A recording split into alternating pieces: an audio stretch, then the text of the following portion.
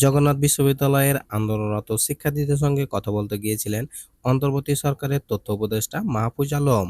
এ সময় তাকে লক্ষ্য করে একটি পানির বোতল নিক্ষেপ করা হয়। বুধবার রাত 10টার দিকে পুলিশ ব্যারিকেডের সামনে দাঁড়িয়ে আন্দোলনরত শিক্ষার্থীর সঙ্গে কথা বলছিলেন তিনি।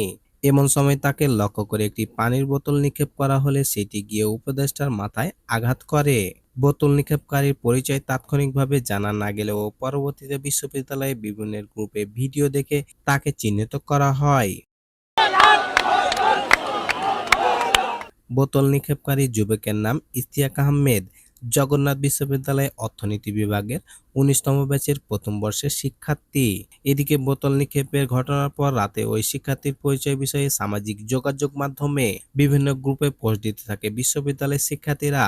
জবিয়ান নামের একটি পেজের পোস্টে উল্লেখ করা হয়, বোতল নিক্ষেপকারীর নাম ইশতিয়াক হোসেন, ডিপার্টমেন্ট অর্থনীতি ব্যাচ ১৯।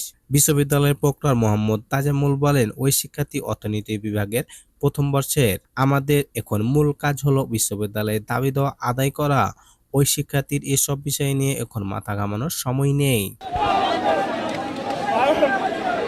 আমাদের দাবি আদায় হলে পরিস্থিতি অনুযায়ী পরবর্তী ব্যবস্থা নেওয়া হবে বলেও জানান তিনি।